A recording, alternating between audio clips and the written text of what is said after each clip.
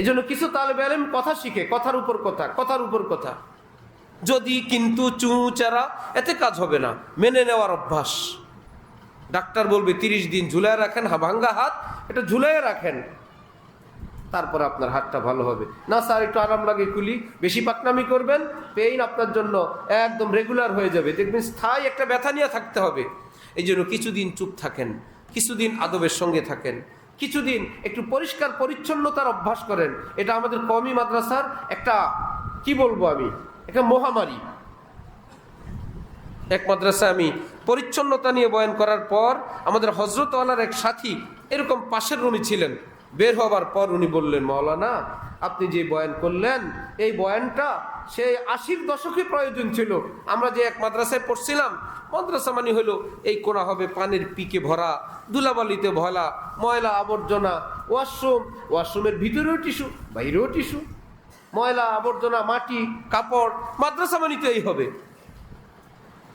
আল্লাহু নাজিফুন ইউহিব্বুন নাযাফা। অথচ আলেম তালেবে ইলম নবীর প্রতিচ্ছবি হবে। উম্মত দেখলে বলবে, আল্লাহ এই ছোট্ট মাওলানা এত সুন্দর, নায়েবে রসুল যদি এত সুন্দর হয়, রসুল জানি কত সুন্দর ছিল। আলেমের বাচ্চা যদি এমন চরিত্রের হয়, তাহলে আলেম কত সুন্দর। এক ইংরেজ যেমন ইমাম মুহাম্মদের কিতাব দেখে বলছিল, ইসলামের নবী মুহাম্মদ। ইমামে আজমের ছাত্র ইমাম মুহাম্মদের কিতাব দেখে ইংরেজ বলতেছিল, নাম তো শুনে আসছি মুহাম্মদ, মুহাম্মদ, ইসলামের নবী মুহাম্মদের লেখা কিতাব। তখন বলল, আরে বোকা, নবীও না, সাহাবিও না, তাবিও না, তাবি, বহু পরের ইমামে আজম আবু হানিফার এক বাচ্চা ইমাম মুহাম্মদের লেখা কিতাব। সে মাথায় হাত দিয়ে বলল, ইসলামের ছোট নবীর, ছোট মুহাম্মদের এলেম যদি এত হয়, তাহলে বড় মুহাম্মদের এলেম কত। তোমাকে আমাকে দেখে তো উম্মত বলবে, ছোট্ট মাওলানা যদি এত সুন্দর হয়, বড় মাওলানা জানি কত সুন্দর।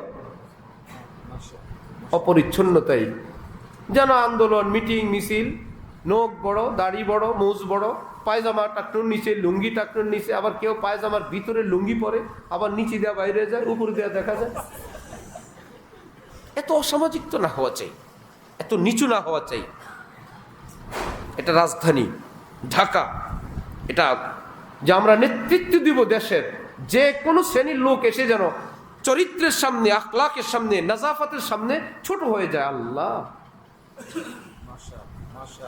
কোন মাদ্রাসায় গিয়ে অনেক ভদ্রলোক বলল যে মাদ্রাসায় যেভাবে চাদর বিছানো থাকে, সত্যি সত্যি আমার বাসায়ও এত সুন্দর চাদর বিছানো থাকে না।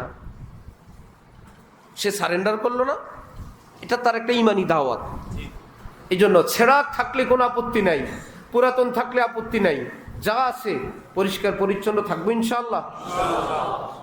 জিবরিল আমিন যতবার আসতেন মিসওয়াকের কথা বলতেন, এটা আমাদের বয়ানে থাকবে, মিসওয়াক থাকবে না।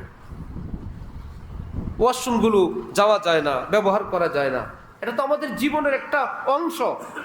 মাদ্রাসা ওনারা মনে করে মসজিদ বড় বানাও, আরে ওয়াশরুমে কে থাকে? কে থাকে না, সবাই থাকে। ওয়াশরুমে কে থাকে না, সবাই থাকে। কে থাকে মানে কি? আপনিও থাকেন। নিঃশ্বাস নিতে হয় না আপনার? ফ্রেশ থাকবে, স্বচ্ছ পরিচ্ছন্ন থাকবে। কোন কোন কোন মাদ্রাসা আছে যে ওয়াশরুমের মধ্যে সাবান দেওয়া আছে? ইস্তিনজার পর সাবান দিয়ে ধুইতে হয় না? কমপক্ষে বাইরে হাত ধোয়ার জায়গা আছে, সেখানে সাবান আছে। আমরা কোথায় নামছি, কোথায় চলে গেছি? যে ভাই ওয়াশরুমে একটু সাবান থাকুক, একটু বাইরে থাকুক, কমপক্ষে ধোয়ার ভিতরে থাকুক। হ্যাঁ, ওয়াশরুমে কোনো কোনো মাদ্রাসায় গিয়ে আমি সাবান পাইছি ওয়ালের সঙ্গে ল্যাপটা লাগানো। খামাখা মিথ্যা কথা বললে তো ঠিক না। মসজিদের মধ্যে ওই সাবান ব্যবহার করতে পারা যায়? কোনো ভদ্র ফ্যামিলির, কোনো ভালো ফ্যামিলির থেকে ছেলে এসে, আপনারা আজকে তালেবে ইলম, আগামীকাল আপনারা আলেম, আপনারা কর্ণধার, আপনারা মুহতামিম, আপনারা জাতির হাল ধরবেন। নিচুতা থেকে উঠা চাই।